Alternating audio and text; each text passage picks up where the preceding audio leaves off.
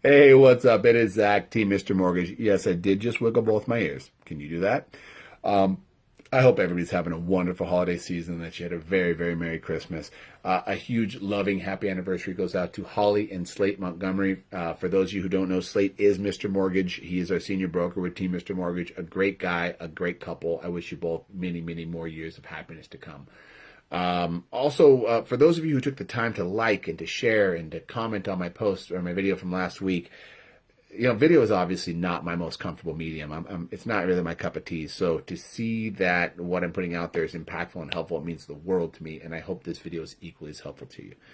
Now, when we talk about last week's video, if you haven't watched that thing yet, what the heck are you doing? You go back after this video and you watch that bad boy. It is gold. But I just don't want you to be lost this week, though. So a good friend of mine asked me to help build a game plan for her to become a homeowner. And last week we focused in on maximizing credit scores. So now that we have that dialed in and that game plan is moving forward, the next part of the conversation is going to be focusing in on money. Now, this isn't always the most fun part of the conversation, because when we're talking about money in this context, we're talking about out-of-pocket expenses that you're going to be required to bring to the closing table to facilitate your purchase. Now, these are going to vary a lot depending on the type of loan that you're going to qualify for, but the three main things to take into account or to plan for are going to be your down payment, your closing costs, and items that you're going to pay for outside of closing. Now, the largest and arguably the most important is going to be your down payment. So we're going to focus on that this week, and we'll chime in on the other two next with next week's video. But I really want to dive into down payment in detail here for us. Now, for all non-VA borrowers, you're going to be required to bring a minimum of 3 to 5% to the purchase of the purchase price, to the closing table as a down payment on your home.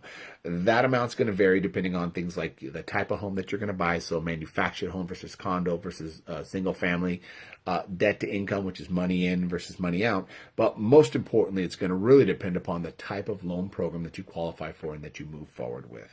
Now, for all of our active duty or veterans of the military out there, one of the real benefits of your service is that that you've earned through your service, I should say more correctly, is that for most VA loans, you are not required to bring a down payment. You can finance 100% of that property. We'll dive into the specifics on that here in a little bit. Now, for all of our non-VA or non-military buyers, if you bring less than 20% as a down payment to your purchase, you will be required to have some form of mortgage insurance. Now, mortgage insurance is a whole different conversation. It's a very in-depth conversation. But luckily, if you're not familiar, jump back into my Facebook feed. I had a post last Thursday that really breaks down mortgage insurance that will tell you everything you need to know there.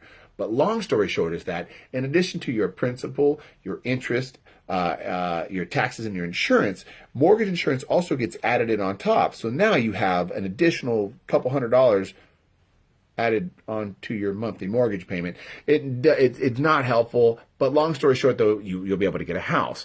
You can minimize that. There's a way to address that, but at least plan for mortgage insurance if you do not have 20% or more. Now, talking about the payment, obviously, the more money that you bring to the table, the lower your monthly mortgage payment's going to be. That's not always the easiest thing to do. Obviously, it's stacking away extra money. But if you have time to game plan and you have time to really put yourself in the best possible position, the more money you save, the better. Now, there are also ways that you can offset some of these expenses. First and foremost, talking about down payment assistance programs. There are a lot of great programs out there, but the thing is that they're very, very specific as to whether or not, as to the buyer that's going to qualify for them.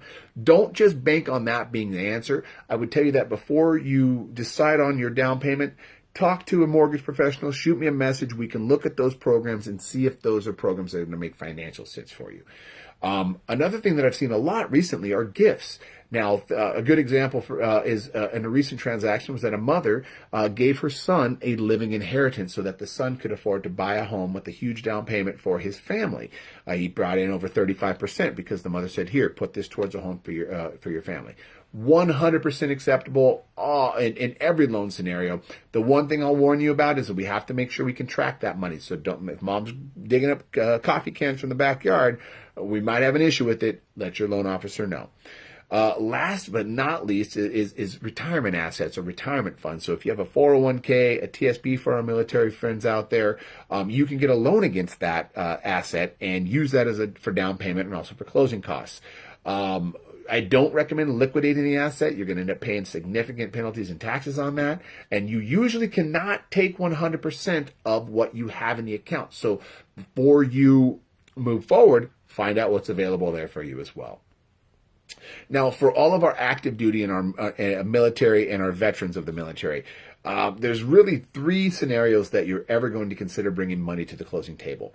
One is that you want to lower your payment. Usually what I see there is that somebody sells a home and they have significant equity that they're walking away with, so they want to keep their monthly mortgage payment lower. The second is that if they're buying in a higher value home or in a higher value area. So every single home or every single county, in the United States of America has what's called a county loan limit.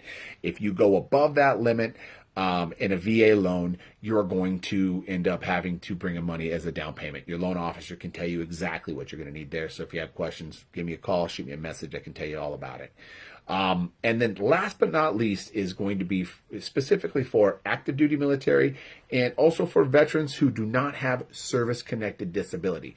Now, for anybody who falls into those two categories, every VA loan is going to have what's called a funding fee. Now, if you have service-connected disability, you can get that funding fee waived. But if you're active duty or you do not have that service-connected disability, that's a significant portion of money that gets added in each month, or it gets added into your loan amount. It's not a monthly payment, but it's added to your overall loan.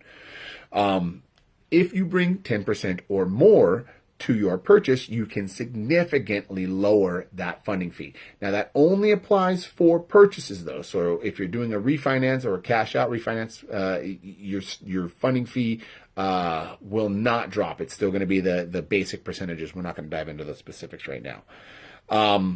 Those are the main considerations or main things that you're going to look at when it comes to your down payment. Now, like I said, next week we're going to go ahead and look at closing costs. We're going to go ahead and look at items that are paid outside of closing. But do me a favor, like, comment, share. Hopefully this is helpful to you. And if you have any questions, please don't hesitate. Get in touch. We'll talk to you next week. We'll talk about the rest of the money, closing costs, and items paid outside of closing. You have a great week, and thank you, everybody, so much.